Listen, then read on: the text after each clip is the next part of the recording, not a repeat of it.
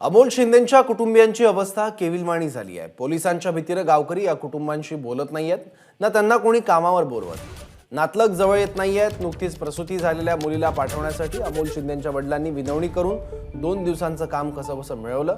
मिळालेल्या पैशातून त्यांनी आज मुलीची पाठवण्याची तयारी केली आहे।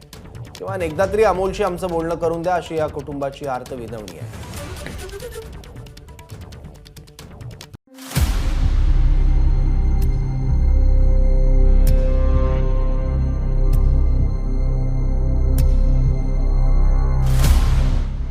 पुन्हा आपण एकदा अमोल शिंदेच्या घरी आहोत। त्यांची आईच म्हणजे अमोलची आईच आहे ती। मागेही मी आलो तेव्हा त्यांच्या डोळ्यातलं पाणी थांबलं नव्हतं।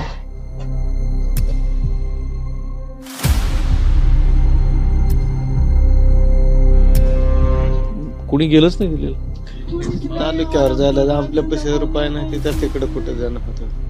आमचं लेकरू गेल्यापासून काहीच आम्हाला बोलला नाही, सांगलं नाही, काहीच नाही। मला काय करावं ती काहीच कळणार नाही।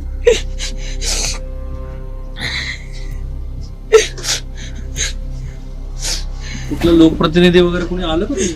आमदार खासदार कोणीच आलं नाही, कुणीच नाही आलं।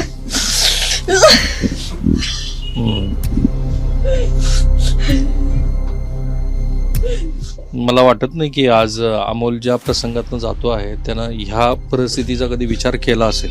मी असं ऐकलं की बरेच जण तुमच्या जवळ पण येत नाही। कुणीच ना जवळ मग गावातलं कामाला कुणी सांगणार गेले नको तुझ्या शेतात आम्ही आमच्या शेतात नेले पोलीस लोक येते तर तुझं घरी का खाण्याची परिस्थिती चालू आता माहिती पाहुण्याला बोलवून घेऊन कुणा कायद्या करूला येत तर कोण जवळ येणं गेले मग जवळ होते ते सुद्धा लांब लांब राहिलेत मासं जवळ येणार गावातले तरी इसनात पण सोयरे धारे सुद्धा कोणी येणार घेऊन आम्हाला विचारते आम्हाला काय म्हणते मग नाहीतर ना आम्हाला जे आले आपल्या तकदीरातले बघा रोजगाराला तर तुम्हाला लोक बोलवले कुणी बोलू ना रोजगार कामच नाही कर आता काय झाले कामच आता बघू पुन्हा तुझ्या मागलं सर्दी म्हणलंय तर शेवटी काही नाही आता काय राहिले माग 2-3 लाख रुपये कर्ज आहे लेकराचं द्यायचं दर महिन्याला भरतीला जायचं म्हणलं की 10-20 हजार रुपये दिलेले आहेत काढून आता ती एक तर कामाला बी नाही त्याचे द्यायचं ना मग कुणाच काय म्हणून घ्याय बघाव काय म्हणतात काय नाही सरकारला विचारून बघावं गुन्हा काय आहे काय नाही बघावं विचारावं। जेव्हा अमोल बद्दलची कायदेशीर प्रक्रिया पूर्ण होईल त्यानंतर ह्या गोष्टी बऱ्याचशा स्पष्ट होतील। माझा सहकारी निशांत भद्रेश्वर आणि कॅमेरामन काकासाहेब कांबळे मी राहुल कुलकर्णी एबीपी माझा झरी तालुका चाकूर जिल्हा लातूर।